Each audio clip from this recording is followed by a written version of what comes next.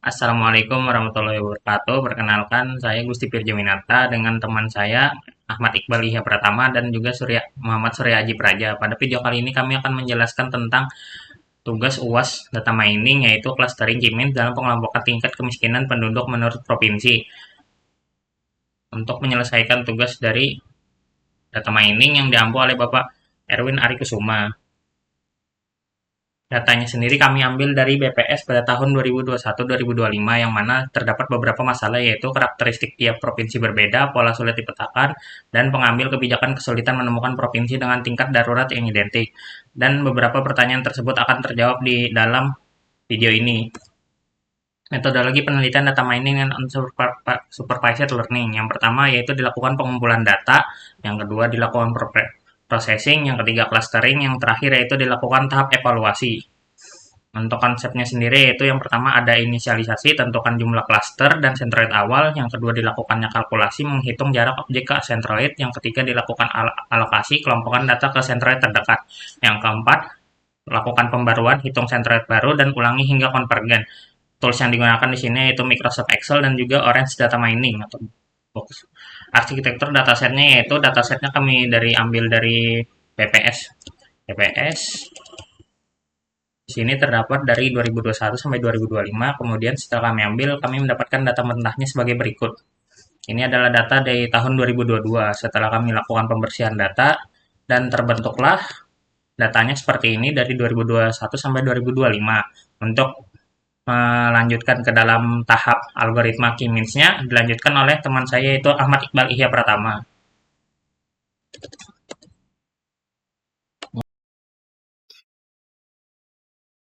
Ya baik, nama saya Ahmad Ibrahim Pertama. Di sini saya akan menunjukkan presentasi dari kelompok saya, yaitu yang tadi kita udah mendapatkan dataset yang udah terintegrasi, yaitu dihilangkan dan hanya mengambil per tahunnya saja. Lalu untuk data preparationnya kita menghapus missing value, data yang memiliki missing value.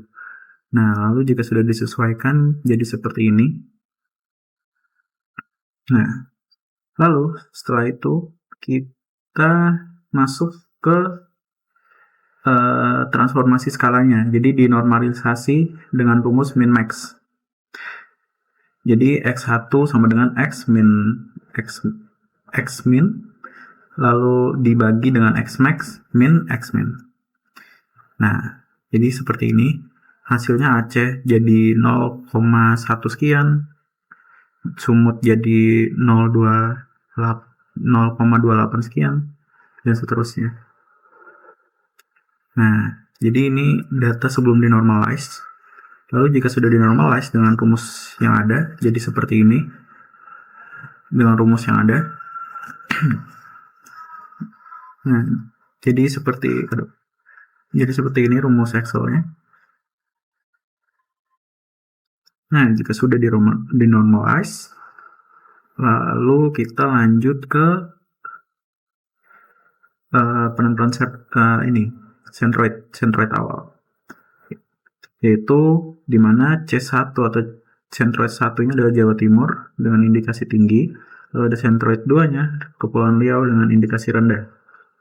Nah, lalu baru kita masukkan rumus Euclidean distance, yaitu adalah sebagai berikut. Misalkan kita masukkan ke rumusnya ke pertama di data Aceh. Jadi jarak Aceh ke C1 atau Jawa Timur itu adalah 1,8 sekian. Lalu jika Aceh dimasukkan rumus untuk ke C2-nya jaraknya adalah 0,3 sekian. Jadi jarak terdekatnya adalah di cluster 2 karena nilainya lebih rendah di cluster 2. Nah, contohnya seperti ini. Nah, ini jaraknya tadi yang sudah kita kalkulasikan. Kita memasukkan rumus di dalam Excel-nya jadi seperti ini, pakai SQRT. Sama di C2 juga sama. Jadi perhitungannya jika tertulis itu bisa dibilang seperti ini. Jadi 0, sekian dikurang 1, 0, sekian dikurang 1 sesuai dengan centroidnya. Jika langsung ke C2 maka dilakukan berulang lagi. Jadi 0, sekian dikurang 0,2 sekian sesuai dengan centroid 2-nya.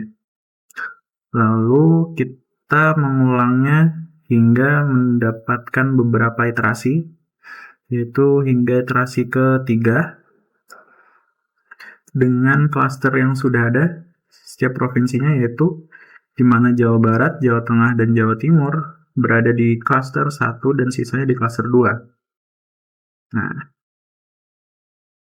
jadi pencapaian titik konvergennya sudah tidak ada perubahan di iterasinya. Iterasi kedua sebenarnya sudah mulai tidak ada perubahan, lalu kita lanjut di iterasi ketiga dan tidak ada perubahan. Nah, lalu kita juga menghitung untuk alternatifnya, yaitu menghitung dari K2 yang tadi, yang barusan, dan K3, dan juga ada K4. Nah, ini untuk K3-nya dulu. Dapatkan hasilnya seperti ini. Nah, ini rumus Euclidean-nya sama. Ada C1, C2, dan C3 dengan centroid awalnya, yaitu yang saya ambil adalah Nusa Tenggara Timur tuh sebagai C1 ya. Di sini C1, lalu Riau sebagai C2, dan Kepulauan Riau sebagai C3. Nah, hasil akhirnya seperti ini. Didapatkan klaster-klasternya sedemikian rupa. Nah,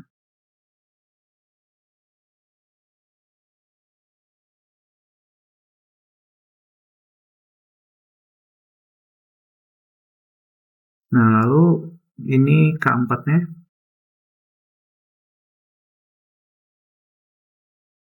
Nah, ini K4 yang dimana centroid awalnya adalah DKI Jakarta, yang kedua Jawa Timur, yang ketiga Aceh, dan keempat Bali. Centroid keempatnya Bali. Nah, ini hasil klasternya sebagai berikut.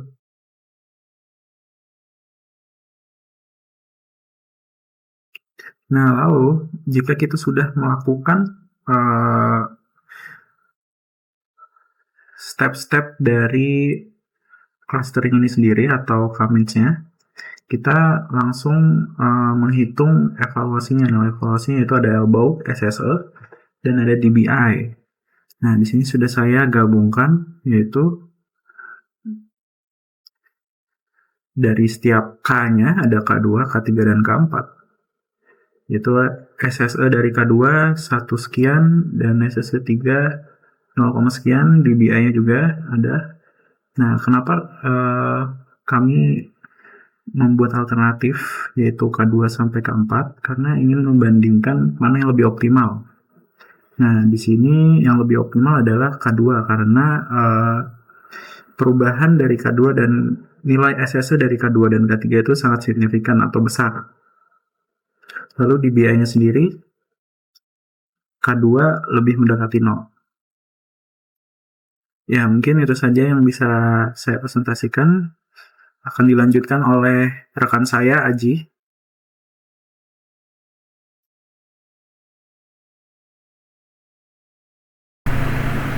Assalamualaikum warahmatullahi wabarakatuh. Perkenalkan, nama saya Surya Haji Praja. Saya melanjutkan penjelasan dari teman-teman saya, Firja Winata, serta dari Ahmad Iqbal Ria Pratama. Di sini saya bakal menjelaskan tahapan orange serta sisa valuasi dan validasi yang akan saya sampaikan nantinya. Oke.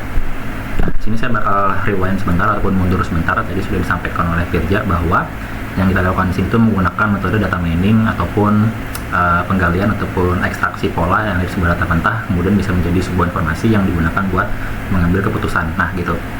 Dan sampai saat ini kita ada di tahapan yang sudah selesai kalau dihitung secara manual. Tadi itu kan ada bagian pengumpulan data, kita mengambil data dari BPS secara mentah, kita kumpulkan, terus kita melakukan Pre-processing salah satunya adalah melakukan cleaning, yaitu remove missing value.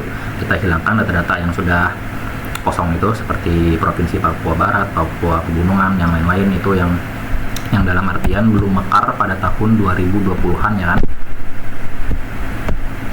Nah, seperti ini Papua Selatan, Papua Pegunungan, Papua Tengah, dan lain-lain. Nah, kemudian setelah kita melakukan cleaning, itu datanya kita gabung semua. Data dari tahun 2021, 22, 23, 24, dan 25 kita gabung semua, dan setelah digabung, maka itu akan melakukan normalisasi. Kita akan transform. Nah, walaupun sebenarnya tidak perlu transform ataupun tidak perlu dinormalisasikan. Kenapa demikian? Karena datanya itu satu rumpun. Yang saya maksud adalah atributnya itu merupakan satu rumpun, atau dia memiliki satuan yang sama, di mana di satuannya merupakan satuan ribu. Jadi kita tidak perlu menormalisasikannya karena mereka memiliki batas atas dan batas bawah yang sama. Nah, kemudian kenapa kami melakukan normalisasi? Karena kami ingin mencegah adanya outlier ataupun data yang paling tinggi. Nah, di sini ada data yang paling tinggi sebenarnya. Itu kalau saya cari di sini ada Jawa Barat, Jawa Tengah, dan Jawa Timur. Ini sudah bisa kita pikirkan ataupun kita prediksi bahwa nanti Jawa Tengah, Jawa Barat, dan Jawa Timur ini nanti akan menjadi peak dari sebuah klaster nantinya. Nah, kemudian setelah kita melakukan normalisasi, jadi Tama sudah melakukan perhitungan manual menggunakan Kemin. Di situ sudah diambil data klaster berupa 2 buah. Kenapa 2 buah? Karena berdasarkan hasil visualisasi elbow di sini yang mana menggunakan data SSE, itu didapat bahwa penurunan ekstrim itu terjadi ketika K2 menuju K3. Nah, jadi cara membaca elbow itu adalah seberapa besar signifikansi ataupun seberapa besar selisih penurunan yang terjadi sehingga dia itu bisa membentuk sudut elbow ataupun sudut siku. Nah, di sini sudut sikunya itu terjadi paling jauh tuh dari K2 ke K3. Jadi karena jatuhnya tajam sekali, jadi kami memilih K2. Nah, kenapa K3 nggak dipilih? Karena K3 ke K4 itu sudah mulai flat. Nah, sedangkan dari K4 itu tidak ada lagi lanjutannya gitu. Nah, selain itu ada beberapa alasan lain kenapa kami menggunakan K2, karena ada evaluasi menggunakan DBI serta siluet yang nantinya akan saya sampaikan, sehingga dengan menggunakan K2 tadi sudah didapatkan bahwa hasilnya seperti ini kan, seperti di iterasi terakhir, di mana ada 3 provinsi utama yang termasuk ke C1, ada Jawa Barat, Jawa Tengah, dan Jawa Timur. Nah, kemudian akan saya buktikan ini menggunakan Orange Data Mining, di mana kita seperti biasa di sini bakal melakukan setup dulu. Kita ambil datanya. Nah, datanya di sini ada data yang sudah saya siapkan seperti biasa, sama ya, ada 5 atribut 2021 sampai 2025 dan semuanya sudah bertipe numerik. Ini kita close saja. Kalau mau lihat ini datanya nih, nah ini datanya benar-benar raw ya. Ini data pasca integrasi. Nah, data pasca integrasi yang sudah diambil dari data mentah tadi, yang sudah dikumpulkan menjadi tahunan, masukkan ke sini. Nah, kemudian kita bakal melakukan pre-processing, ya. Ini select column diambilkan saja. Bisa tidak pakai sebenarnya. Ini ada di sini karena sebelumnya saya ada sedikit bereksperimen. Ini langsung masuk ke sini. Nah, kemudian dari pre-processing ini kita bisa menggunakan parameter. Yang pertama tuh input missing values. Kita bakal pilih opsi remove rows with missing values. Nah, kenapa dihilangkan? Kenapa kita nggak mengisinya aja dengan random value ataupun mengisinya dengan value average dari satu row? Karena itu merupakan pembuatan data baru yang didasarkan rata-rata kan, ataupun value yang sudah random. Nah, sedangkan kami tidak ingin hal itu. Jadi kami menghilangkannya agar bisa menjaga originalitas data. Nah, jadi tidak ada data yang dibuat-buat gitu. Kemudian setelah kita menghilangkan missing value, kita akan melakukan normalisasi tadi. Walaupun tadi sudah saya sebutkan bahwa normalisasi itu tidak terlalu perlu. Cuman kami di sini menghindari yang namanya outlier, yaitu data yang sangat tinggi sekali. Tadi di mana ada Jawa Timur, Jawa Tengah, dan satu lagi itu tinggi sekali datanya tadi.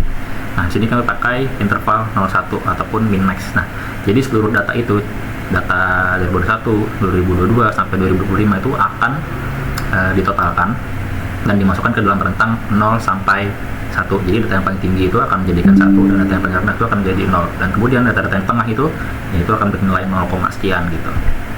Nah, tadi sudah dijelaskan oleh rekan saya Tama seperti apa perhitungannya. Apakah bisa saya dapatkan kembali? Tunggu sebentar. Nah, tadi ada di sebelah sini. Nah, ini dia hasil normalisasinya. Nah, jadi bagaimana cara menghitungnya adalah untuk tahun 2021 ini tuh diambil dari keseluruhan data yang sebelum normalize ini, itu dicari mana yang paling rendah. Nah, di sini yang paling rendah tuh mungkin contoh aja ya, anggaplah 142. Ya, saya rasa nih. Jadi yang paling rendah di sini adalah 102, dan kemudian yang paling tinggi itu adalah data 8.200. Nah, sehingga dia akan dihitung dengan rumus nilai X ataupun nilai Aceh ini, nilai X dikurang nilai minimal tadi, yaitu nilai 100 sekian tadi, terus dibagi maksimal dikurang minimum, sedangkan dan dia akan menghasilkan data berupa ataupun dia akan menghasilkan nilai 0,18. Nah, apakah sama dengan yang ada di sini? Dan kita lihat dulu data table. Data table di sini. Nah, sama kan hasilnya, atau kita mau compare side by side untuk membuktikan apakah perhitungan normalisasinya benar. Nah, untuk sini semuanya sudah menggunakan rumus. Nah, seperti ini kan. Bagi contoh, kita ambil 2022 di sini.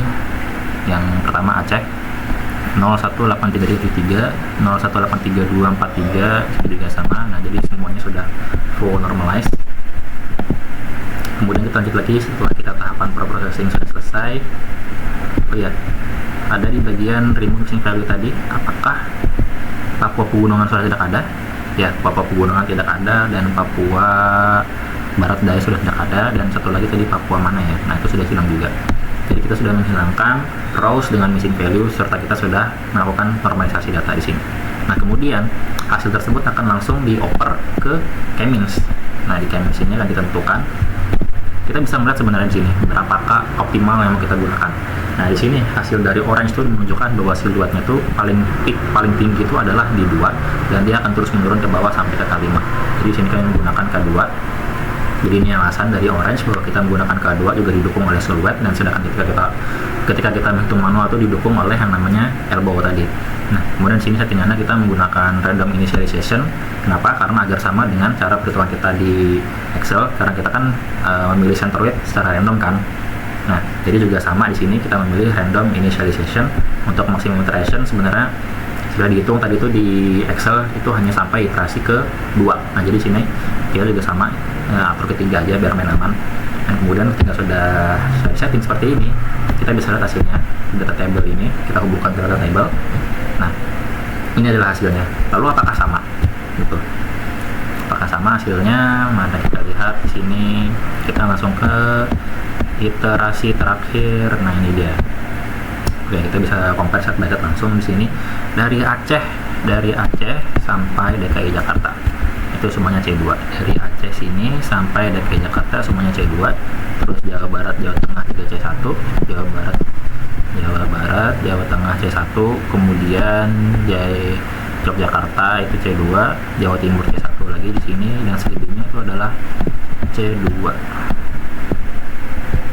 Nah, selebihnya C2, Banten sampai Papua. Nah, kemudian dari data-data ini apa maksud C1, apa itu maksud dari C2, nanti akan saya jelaskan. Nah, jadi secara konsistensi data, hasil dari perhitungan manual serta hasil dari orange sudah sama gitu. Nah, kemudian kita akan melihat di sini secara distribusinya. Untuk pembagian klaster itu yang C2 ini didominasi sebanyak 31 data atau 31 provinsi gitu. Nah, kemudian untuk untuk C2 tadi ada 31 data, untuk C1 hanya ada 3 data gitu.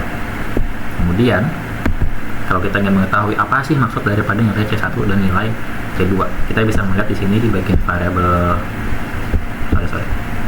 Nah, ini untuk tahun 2021 khusus di atribut 2021 itu yang termasuk ke dalam klaster C1,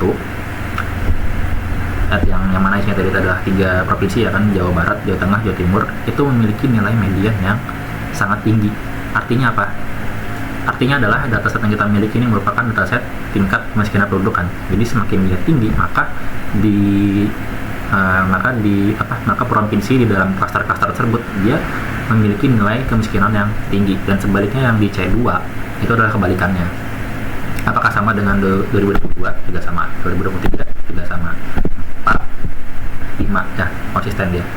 Jadi nilai median yang ada di C1 itu lebih tinggi, yang mana itu mendukung bahwa faktanya tingkat kemiskinan anggota-anggota provinsi dalam klaster tersebut tuh memang lebih, sayangnya ya, memang lebih miskin gitu. Nah, lalu berikutnya kita masuk ke scatter plot. Nah, untuk scatter plot ini kita menggunakan widget bantuan, yaitu kita menggunakan PCA di sini.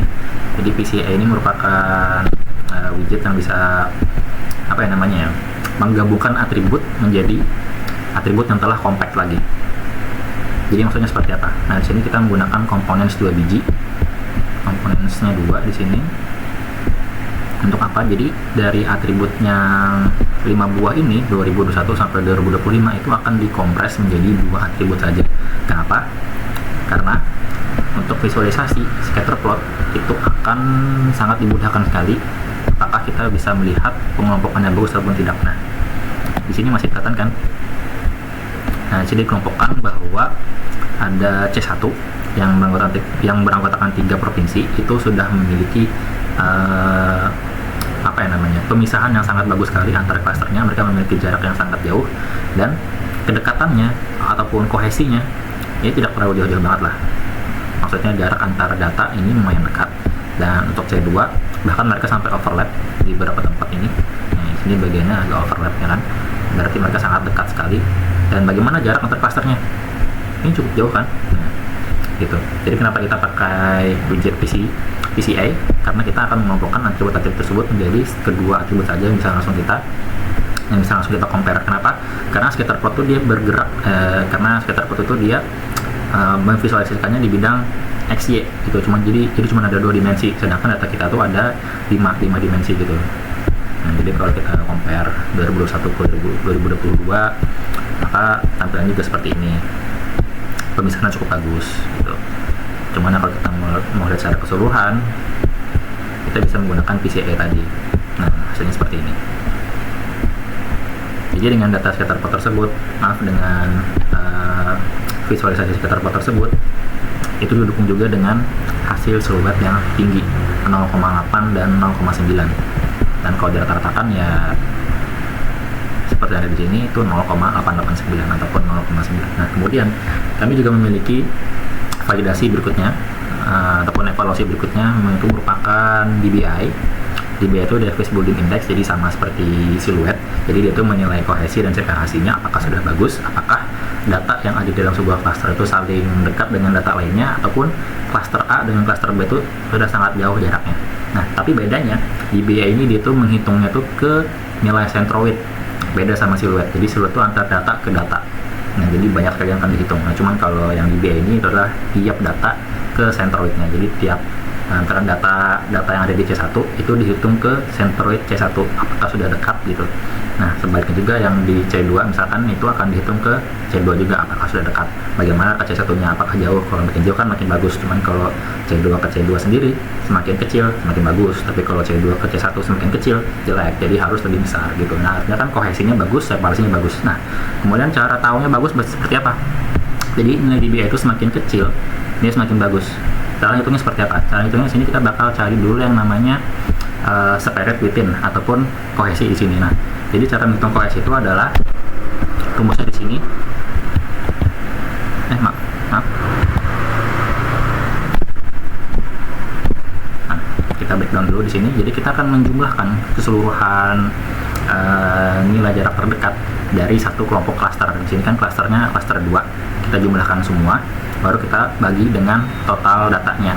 Kita dapat rata-ratanya di sini merupakan 0,15, dan kemudian untuk C1-nya juga kita sudah dapatkan bahwa kita akan menjumlahkan jarak terdekat dari 3 buah data.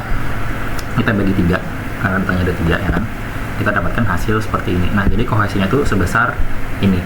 Kemudian setelah kita mencari kohesi, kita bakal mencari separasinya apakah bagus. Nah, di sini ada yang namanya DIJ. Kita akan melakukan perhitungan kuadrat kembali. Kita akan melakukan equivalent distance antara C1 menuju C2. Apakah jaraknya dekat gitu kan. Nah, tadi kita sudah mencari separasi kan. Kita sudah mencari kohesi kan dengan menghitung data tiap cluster. Nah, sekarang separasi. Yang dihitung apa? Yang dihitung adalah centroidnya. Ya kan? Jadi satu centroid mewakili satu cluster. Jadi apakah cluster yang ini sudah jauh dengan cluster yang ini gitu. Nah, seperti apa hasilnya? Ya, dengan rumus equivalent distance ini dihitung dari C1 ke C2, dikurang, dipangkatkan, dikuadratkan maksudnya, terus yang 2022 dikurang 2022 C2, dikuadratkan lagi, berapa hasilnya dikurang, nah gitu. Hasilnya dapat adalah seperti ini. Nah, kemudian kita bakal cari rasionya berapa gitu. Nah, untuk C2 ini kita bisa rumusnya seperti ini, kita tambahkan nilai kohesinya dulu, kohesi C1 sama kohesi C2, baru kita bagi sama nilai separasinya, didapat hasilnya adalah seperti ini. Nah, untuk nilai rasio antara C1 ke C2 dan kemudian nilai rasio C2 ke C1 adalah seperti ini. Lalu kita cari di sini mana yang paling tinggi nilainya, karena yang paling tinggi itu akan menjadi nilai di BI. Kenapa gitu cara ngitungnya? Karena 0,124,799 ini akan ditambah dengan nilai ini, terus dibagi 2, itu akan mendapatkan hasil yang ini. Nah, ya kan, pas kan rumusnya kan average. Nah, jadi ini ditambahkan dengan ini, terus dibagi dengan 2. Sebenarnya ada cara perhitungan manualnya di sini dilampirkan. Nah, akan saya jelaskan sekali lagi cara perhitungan di atas kertas ya, sebagai contoh saja. Sebentar, saya cari terlebih dahulu. Nah, ini dia. Nah, langkah pertama dari DBA tadi kan sudah saya sebutkan bahwa kita akan mencari square within ataupun kohesi dalam bahasa Indonesia-nya. Lalu tadi dari keseluruhan total jarak di cluster, yang mana isinya itu adalah data-data jarak terdekat. Data jarak terdekat itu akan digabung semua di cluster tersebut, baru dibagi sama total datanya kan. Nah, di sini untuk C2 totalnya adalah segini, dibagi dengan 31. Nah, jadi total jarak terdekat C2 itu yang ini kan sebelah kanan sini, itu ditambahkan semua ini. Nah, baru dibagi dengan total datanya 31, didapat hasil seperti ini. Nah, itu adalah kohesi dari C2. Terus kohesi C1 seperti apa? Sama juga, diambil semua jarak terdekat dari C1, dibagi dengan total datanya 3, dapatkan hasil seperti ini. Kemudian separasinya, menghitung jarak antar sentroid dengan rumus yang seperti ini juga. Nah, jadi sigma daripada C1 dikurang dengan sigma daripada sentroid I dikurang dengan sentroid J, dikuadratkan gitu. Nah, hasilnya seperti ini perhitungannya. Jadi sentroid 2021 dikurang sentroid 2021 ditambah lagi dikurang sentroid 2022 dikurang sentroid 2 dikuadratkan, dan seterusnya, sama seperti perhitungan manual tadi, sama seperti perhitungan manual yang di Excel. Nah, di sini dikurangkan terus, maaf ya,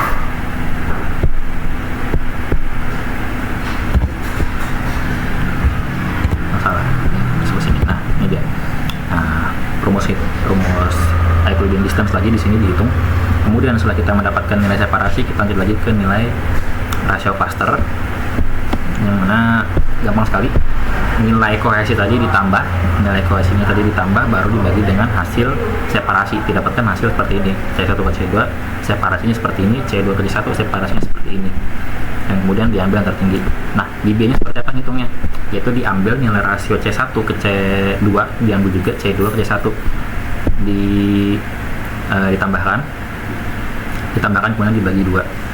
Nah, gitu. Nah, setelah itu apalagi ya yang bisa saya bahas? Tadi kita sudah bahas hasil clusternya sudah sama dengan yang ada di Excel, konsisten. Terus kemudian dari visualisasi, distribution juga sudah, box plot saya menjelaskan bahwa kelompok C1 itu memiliki median lebih tinggi, yang mana artinya itu lebih besar juga tingkat kemiskinannya, sedangkan kelompok C2 yang di bawah median, yaitu kemiskinannya agak rendah lah gitu. Nah, itu terjadi di tahun 2025, 2004, 3, 2, 1, dan sama semua. Untuk Tetherpot misalnya juga cukup bagus di sini, dimana separasi antar cluster jauh kan. Nah, kemudian untuk kohesi juga main-main bagus. Untuk C1 cukup dekat antar datanya, lalu C2 di sini overlap. Nah, jadi membuktikan bahwa kohesinya cukup bagus. Kemudian apalagi untuk Silotpot juga tinggi, dan mungkin akan saya lanjutkan di sini. Nah, ini dia, ini adalah silot score tadi untuk K2 itu lebih optimal, lebih gede, nilainya 0,9, yang ketiga 0,712, dan yang keempat 0,5. Nah, ini adalah penjelasan daripada scatterplot serta silhouette plot tadi, di mana scatterplot tersebut tuh kalau nggak ada data yang bertumpuk ataupun terlalu dekat itu bagus. Jadi kalau semakin jauh antar klasternya semakin bagus, dan semakin dekat jarak antar data dalam klaster tersebut semakin bagus gitu. Kemudian silhouette plot juga semakin tinggi semakin bagus. Nah, ini adalah box plotnya, tadi sudah saya jelaskan, distribution plotnya juga. Dan kemudian di sini sebagai kesimpulan bahwa dimana project data mining ini sudah selesai, dimana kami memiliki dataset dari BPS, yaitu tingkat kemiskinan penduduk tadi kami kelompokkan mendapatkan 2 buah klaster, yaitu klaster pertama yaitu klaster yang mana tingkat kemiskinan penduduk itu cukup tinggi, yang kedua tuh tingkat kemiskinan penduduknya agak rendah. Terus ini mungkin sebagai insight demografis juga, di mana provinsi A ini lebih tinggi miskinnya, dan provinsi yang sebelah sini itu lebih rendah gitu. Nah, kemudian mungkin data-data tersebut bisa dimanfaatkan lebih baik oleh pemerintah, mungkin sebagai rujukan fundamental agar bisa menetapkan skala prioritas buat wilayah-wilayah yang kurang mampu, yang cukup miskin, dan wilayah yang agak berkembang. Dan mungkin bagi orang-orang akademik bisa dijadikan sebagai peluang riset tambahan ataupun perbandingan ataupun pembelajaran gitu. Nah, oke, baik, saya rasa sudah selesai di sini. Jadi saya rasa tidak ada lagi yang bisa saya bahas. Sekian dari saya. Assalamualaikum warahmatullahi wabarakatuh. Berapa menit nih? Di 22 menit tuh. 29.